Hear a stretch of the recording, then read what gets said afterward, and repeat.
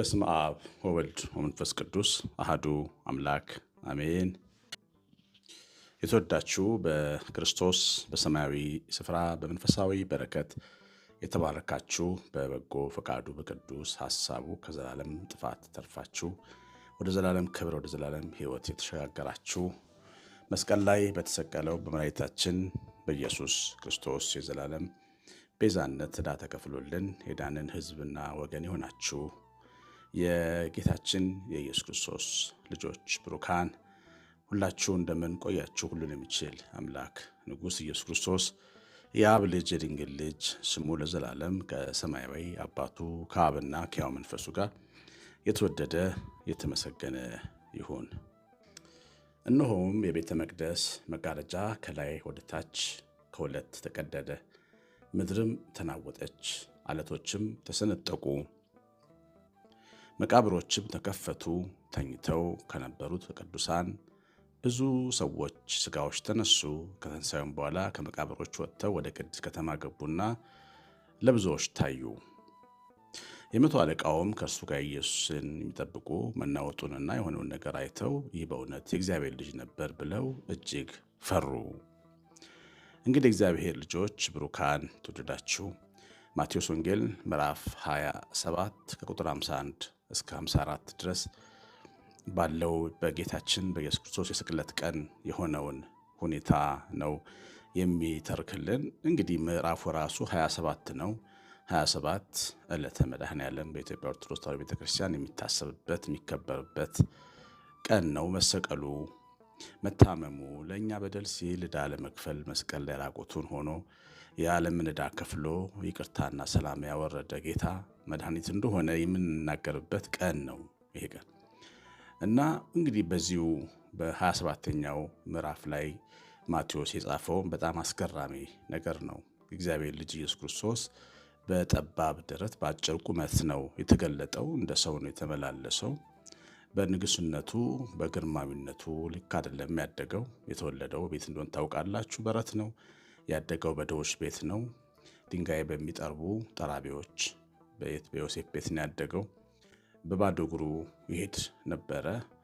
በዚህም ሁኔታ የዓለም ሁሉ ገዢና አሳዳሪ መጋቢ ነው ብሎ ማንም ሊገምተው አልቻለም ነበር። በተለይ ደግሞ ተስፋ የተነገረላቸው እስራኤል የጌታችን የኢየሱስ ክርስቶስን መገለጥ በፍጹም አልተቀበሉትም። የራሳቸውን ሐሳብ እንጂ እግዚአብሔርን ሐሳብ ለመቀበል ፈቃደኞች አልነበሩም። እነሱ መሲሐቸውን የሚጠብቁበት መንገድና እግዚአብሔር የዘላለሙን መሲህ የላከበት መንገድ አልተስማማላቸውም። ያም ቢሆን ሰው ሁሌ ከስተቱ ይታረማል፣ ከእግዚአብሔር ጋር አይገዳደርም። ነገር ግን እነሱ ከእግዚአብሔር ጋር መገዳደርን መርጠው ልጁን መስቀል ላይ በሰቀሉት ጊዜ የሆነ ሁኔታ ነው ቅድም የሰማ ነው። ጌታችን ኢየሱስ ክርስቶስ ሰው ብቻ አይደለም፣ ፍጹም ሰው ፍጹም አምላክ ነው።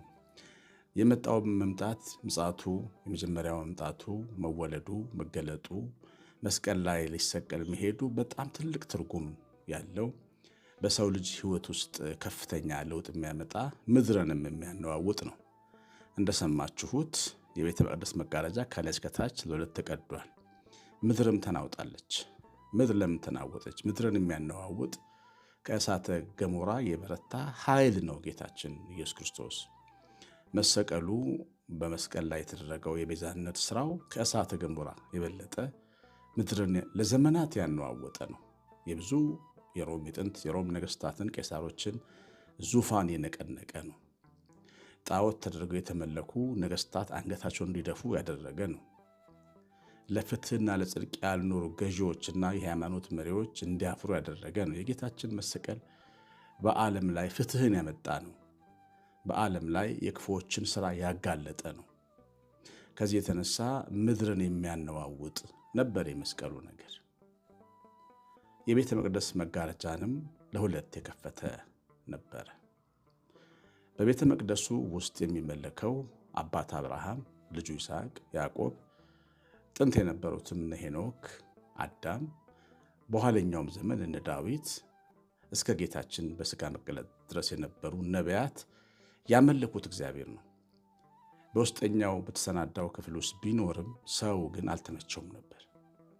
ሰው በኃጢአተኝነት፣ በቆሻሻነት፣ በበደለኝነት ምክንያት ከቅዱሱ ከእግዚአብሔር ጋር ከቅዱስነቱ ጋር ሊስማማ አልቻለም ነበር። ለዛም ለኃጢአቱ በቂ ካሳ መክፈል አልቻለም ነበር። ሰው እንዲወክሉት የፈቀደው በግና ፍየል፣ ጥጆችና ኮርማዎች ነበሩ። ምክንያቱም ሰው ከሰው ተራ ወርዶ እንስሳት ተራ፣ አራዊት ተራ ዝቅ ብሎ ስለነበረ ነው።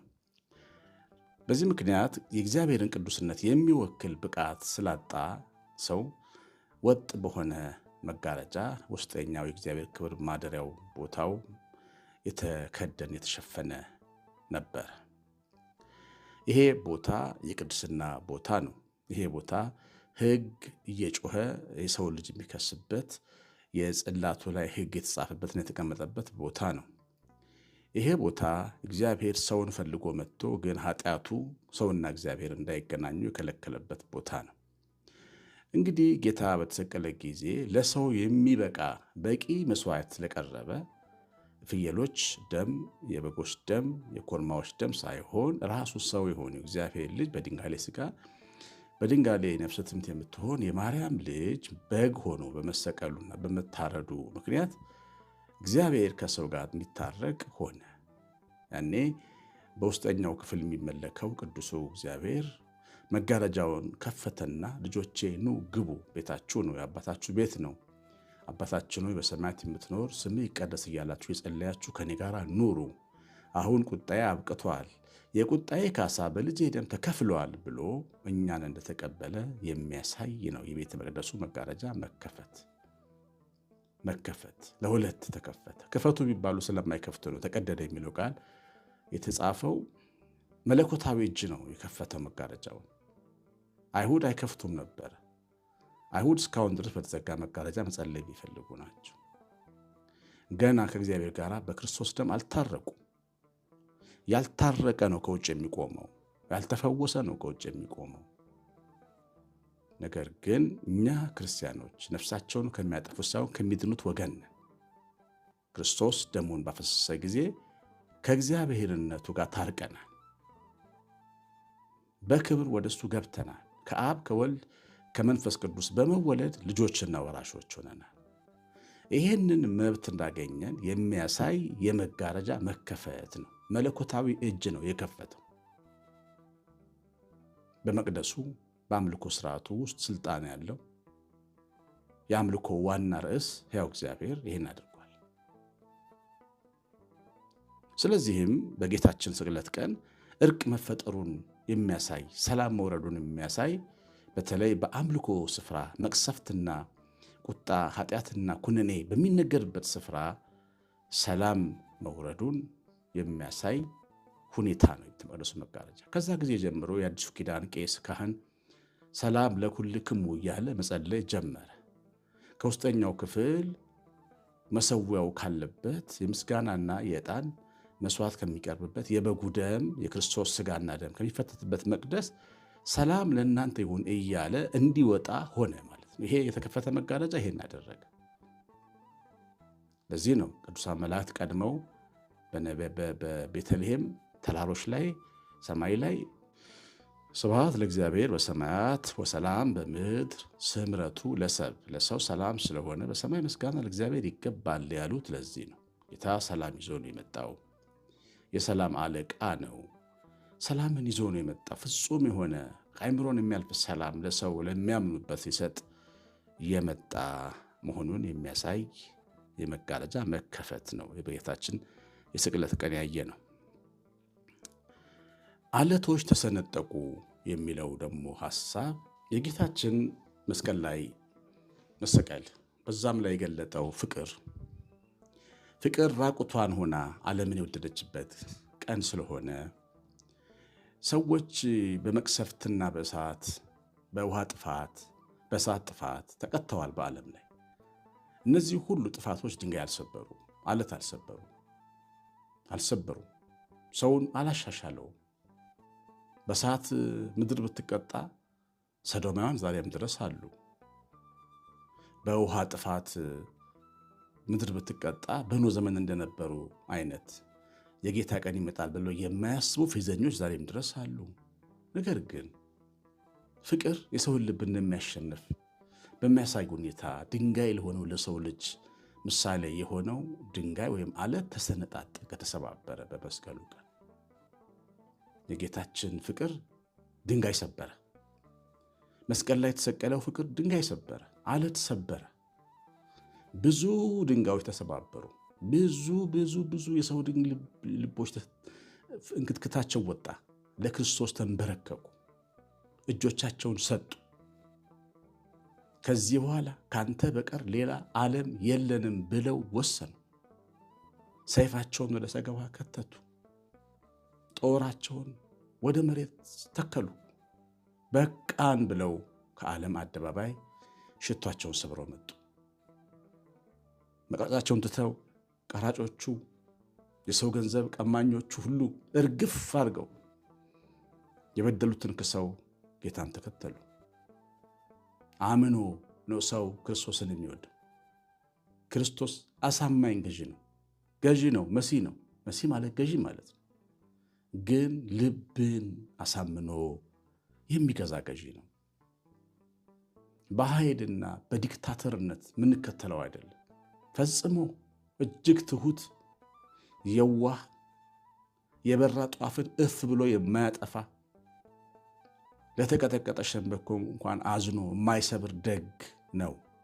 ይሄ ሁሉ ሰው የተከተለው ግን በመስቀሉ ፍቅር ተሸንፎ ነው።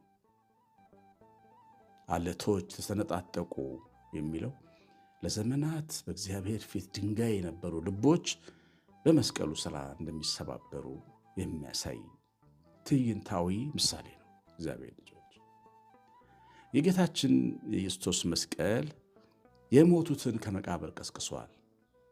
ብዙ ቅዱሳን ወጥተው ታዩ ይላል። ከመቃብር ጀርባ የሚሰራ ነው የክርስቶስ መስቀል እና ሞት። የጌታችን መስቀል ላይ መሰቀል ታሪክ ብቻ እንዳይመስላችሁ፣ ከመቃብር ወዲያ አልፎ የሰራ ነው። የዘላለም ሕይወትን የሰጠ ነው። ሰው ትንሣኤ እንዲያገኝ፣ ሰው እንዲሞት ምክንያት የሆነውን ኃጢአት ራሱ ስለከፈለ ሞት ሙታንን ለቀቅ፣ ካሳውን ተቀበላ። ንጹሑ ክርስቶስ መስቀል ላይ ሲሰቀል ሞት ካሳውን አገኘ። የኃጢአት ደሞዝ ሞት ነው የሚለው በፍጹም ተከፈለ። አንዱ ሞቶ የሞተላቸው ዳኑ፣ ከመቃብር ወጡ። ዛሬም ድረስ መስቀሉ ነው ከመቃብር የሚያወጣ። በሴሰኝነት በተለያየ ልማዶች የተያዝን የመቃብር ያክል አንድ ከባድ ነገር ትከሻችን ላይ ያለብን ሰዎች የክርስቶስን ፍቅርና ሞት ስንሰማ ነው ምንድን ነው ዋጋ እንዳለን፣ መወደድ እንዳለን፣ ይዲዲያ እንደሆንን፣ በእግዚአብሔር የተወደድን እንደሆን ሲሰማን ነው። እኔ ዋጋ አለኝ ብለን ስንል ነው ከራሳችን ማምለጥ የምናቆመው፣ ከውስጣችን ጋር መጋጨት የምናቆመው፣ ሰላም የሚሰማን፣ ለራሳችን ዋጋ የምንሰጠው፣ ከተያዝንበት ወጥመድ ለመውጣት የምንወስነው ፍቅሩ ሲገባን። ሙታን ከመቃብር ይወጣሉ በክርስቶስ መስቀል። ብዙ አይነት መቃብር አለ በዓለም ላይ፣ ነገር ግን መቃብራት ሁሉ ተከፍተዋል። ክብር ምስጋና ይግባው። መቃብራችንን ከፍቶ ወደ ዘላለም ክብር ያሸጋገረን መድኃኒታችን ኢየሱስ ክርስቶስ ክብር ምስጋና ይግባው። መስቀል ሲባል የተሰቀለውን ክርስቶስን ማሰብ ስንጀምር ቀላል ትርጉም እንዳይመስላችሁ። ዓመትና ዓመታት አይበቁም ለመተርጎም። እጅግ ጥልቅና አስገራሚ ፍቅር ነው። አድራሻውን ወደ ሰው ያደረገ ፍቅር ነው። የሚሰማው እስላሙም ክርስቲያኑም የሚገረምበት ፍቅር ነው። ይሄ ፍቅር በሰው ልጅ ልብ ውስጥ ግርምት የሚፈጠር ፍቅር ነው። ማንም በዚህ ልክ ሰውን ወዶ አያውቅም። እናት ልጇን ትወዳለች፣ ለልጇ ግን አትሰቀልም። አፍረተ ሥጋው እስኪታይ ድረስ አባት ለልጇ አይሰቀልም። ድንቅ የሆነ ፍቅር ከሰማይ ወረደ። ድንቅ የሆነ ፍቅር ከአብ ዘንድ ተላከ። ድንቅ የሆነ ፍቅር አረጋዊ ስምዖን እንደተናገረው በሰው ሁሉ ፊት ተገለጠ፣ ማዳኑ ተገለጠ። ለአሕዛብ ብርሃን፣ ለእስራኤል ክብር ሆነ። የሚያምኑበት ሁሉ ዳኑ። ወደ እሱ የመጡ ሁሉ አረፉ። እሱ መስቀል ላይ ከፍ ከፍ ባለ ጊዜ፣ ለሞት ወደ መስቀል በወጣ ጊዜ ሰዎች ተሰበሰቡ ወደ መስቀሉ። ብዙዎቹ ከገዳዮቻቸው እጅ ወጡ፣ ከቀደመው እባብ ስርዓት ተለዩ። ይሄ የጌታችን ኢየሱስ ክርስቶስ ድንቅ የፍቅር ስራ ነው። ስሙ ብሩክ ይሁን፣ የተወደደ ይሁን፣ የተዘከረ ይሁን፣ የተመሰገነ ይሁን። እግዚአብሔር ልጆች መድኃኒታችን እናንተን ይባርክ፣ ቤታችሁን ይባርክ፣ ልጆቻችሁን ይባርክ፣ ስራችሁን፣ ትዳራችሁን ይባርክ። ትምህርቱ ላይ ኮሜንት አድርጉ፣ ፍቅራችሁን ግለጡና ሂዱ፣ ጻፉ፣ ላይክ በተኗን ንኩ። ይሄ ስታደርጉ ትምህርቱ ሌሎች እንዲሰሙት ታደርጋላችሁ። እግዚአብሔር ዘራችሁን ይባርክ። ቀሲስ አሸናፊ ገብረ ማርያም ነኝ። ሰላም